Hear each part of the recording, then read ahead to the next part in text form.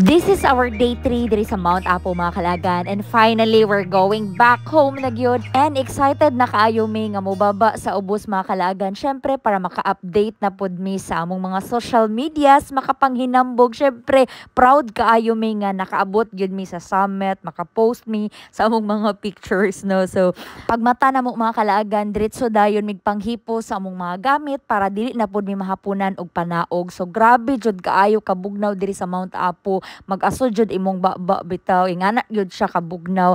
And ang among mga sapatos, since nga nabasa gyud siya gahapon tungod sa ulan, amo gyud nang gipanghapinan og cellophane. Unya akong sapatos no, nawad-an gyud siya isa ka spike mo nang katulo jud ko nabusdak kagahapon, and medyo nakulbaan gyud pud ko ani makalagan kay lugsong na pud mi karon, and nag-ulan kagabi, basig danlog jud kaayo ang dalan, no. So mo ni tanan among mga dalon nun, gamay ra siya makalagan, pero amo jud nang gipa-porter na pud og balik kay lagi nadugangan man gud ang ihang weight ato mga kalagan, kay ang uban namong mga gamit nga basa gyud siya tanan. So namaw sa midaan diri aya mi muna og paubos, and shout out sa grupo ani ni Kuya, mga porter and tour guides na sila mga kalagan nga nag-atiman gyud sa among pamahaw diri. Sa mga nangutana, 3 days and 2 nights gyud namo gisaka ang Mount Apo mga kalagan, gituyo jud na namo para wala kaayo pressure sa among pagbaklay and ma-enjoy pud namo. So diri mga kalagan, mangita lang kag mga tubod kay para maka toothbrush. So mangita tag tubod para maka toothbrush ta, kay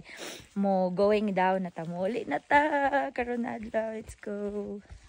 Isa po ni sa experience nga dili na mo malimtan ni J-Lord sa among pagsaka diri sa Mount Apo mga kalaagan, kana mangita bitaw kag mga tubod nga tubig nga pwede mainom, mga toothbrush. So limpyo gid kaayo ni siya mga kalaagan, kay naagi ni siya sa ilalom sa kahoy. Unya wala man pud namuyo diri mo, nang safe ra gid pod siya inumon, wala man pud nagkasakit-sakit among tiyan ani. Kanang wala na bitaw kay choice mga kalaagan, kay nahurot na ang tubig nga imuhang gibalon. So kinahanglan jud ka mo inom og tubig or else ma-dehydrate ka. At this moment mga kalagan, grabe jud ang kalipay nga among gibati ani, kay gitagaan jud mig maayong weather sa among pag-uli, and mostly jud sa amoa is first timer mo nang dili jud mi katuo sa among mga kaugalingon nga diha jud migikan sa taas kagahapon. 4 to 5 hours pa ay mi makaabot dito sa ubos. Mao nang amo na lang yung gi-enjoy ang among pagbaklay. Tibay at lakas ng loob ang iaalay para lang sa'yo. Dili gyud gihapon sayon ang among naagian, bisag pauli na may mga kalaagan, kay mas nalisod ang dalan, kay nidanlog gyud siya tungod sa ulan. Extra careful na gyud ka, kay puro na gyud siya lugsong mga kalaagan. Pero bisan pa man ana ang among mga kasing-kasing puno sa kalipay, kay finally naabot jud namo ang pinakataas nga bukid sa Pilipinas. Finally mag-usagid ta sa forest mga kalaagan, nato sa station 1. Katong pwede maligo, pwede makasagoob. So dire pahulay ta dire. Pwede na lang dyan. Panahor na dyan. Sakit-sakit ka.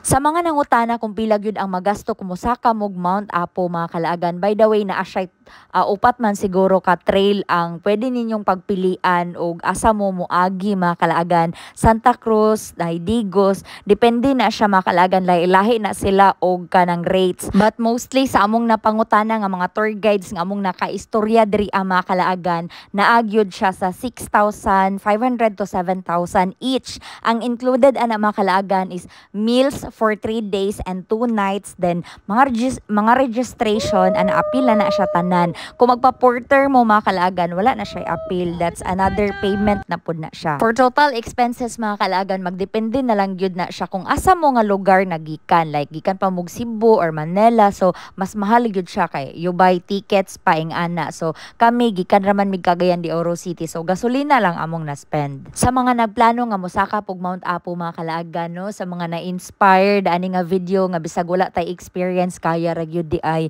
ibutang ra nako sa comment section ang ilang mga pages for inquiries or bookings kung gusto jud mo mga kalaagan. At this moment mga kalaagan, mura ni gid kog zombie nga nagbaklay ana, din ako halos kadaog sa akong mga tiil, nagkurog na jud akong tuhod, uhaw ug gutom na jud kaayo ang among gibati ani ni J-Lord, pero amo ra jud nang gingisi-ngisi kay excited na jud mi makaabot sa ubos.